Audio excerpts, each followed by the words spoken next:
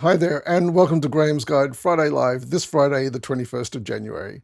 Today we're going to be looking at some practical guidance for Assignment 3, and let's get straight into it. And I'm going to go into the Assignment 3 Reflective Essay Assignment Details, where you'll see here, item number 2 says, consider one theory. And the reason why I want to talk about this is because I've had several questions over the past couple of weeks about the difference between a strategy and a theory. And I sort of tried to cover it last week, but I didn't do a very good job of it. So let's have another look at this. Look, the easiest way to do this is go to your discussions and go to the general Q&A discussion. Scroll down until you get to the reference lists. And it doesn't matter, you can look at either APA or the Swinburne Harvard style list. Click on there, and I want to scroll down to week 6. Doing this, taking a surgical approach here, going straight to the source, and I want to take a scalpel. I don't really like this imagery, so I'm going to change it. I'm going to take an eraser, and I just want to, when you're talking about consider a theory, I want you to erase these. Please do not use any of these strategies because when it asks you to consider a theory. So these strategies are very good strategies. I'm not saying these are bad strategies, but these are strategies to get you through a small particular situation. So this is to help you get for example, the Pomodoro technique will help you maybe overcome procrastination or help you get hardcore amount of work done in a specific period of time. Other things here, a mind map essay that can also help you, with planning your essay with ideas, and deep processing might help you. Deep processing is another strategy that might help you in some way. I don't want to talk about the many benefits of these strategies because there are many benefits, but please don't use these strategies when it asks you to consider a theory. There are many other things here so we want you to look more at the learning theories like metacognition, uh, social constructivism. These are learning theories, or communication theories, like hang on, this is not a communication theory. This is another sort of a self-improvement theory, locus of control, self-efficacy.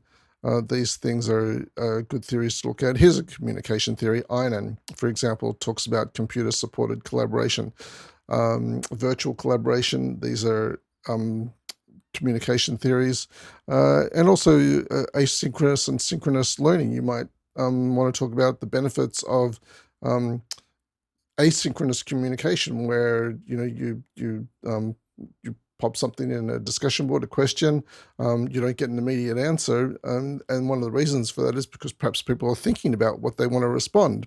Then they respond. A couple of days later, you can think about what they've responded, and that sort of slowing down of the thinking process, that asynchronous communication, may be of some benefit. Of course, the communication lag may not be a benefit.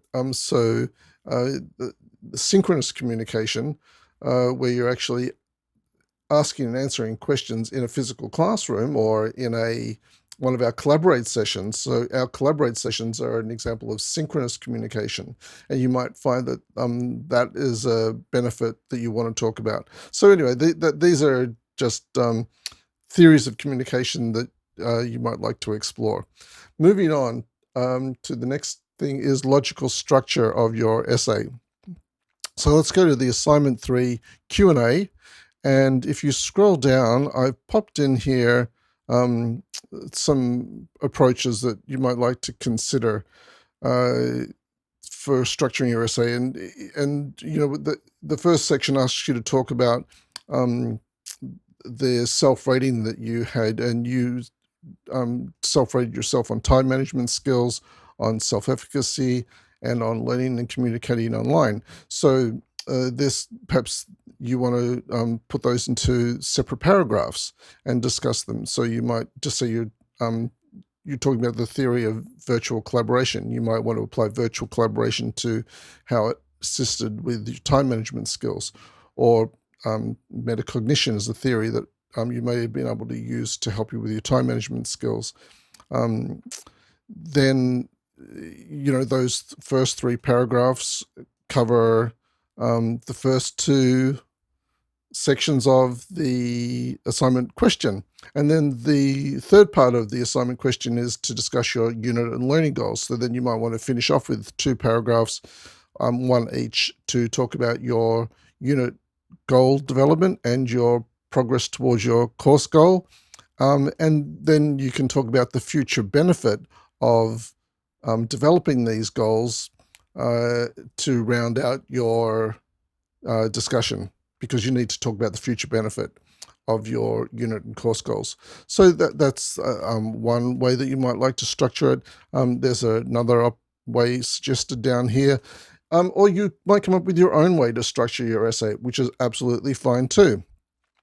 So the last thing I want to talk about is hanging indent. I noticed that many people, when they did their reference list, perhaps their APA style was very good. All the in-text citations were correct. The formatting of your list of references in your reference list was spot on, all except for the hanging indent. And maybe you had an issue and weren't sure how to do that hanging indent. So I've put a video here that shows you how to do that. So if you go into the assignment 3 Q&A, you'll find this short video on how to create a hanging indent. And that's all I wanted to talk to you about today.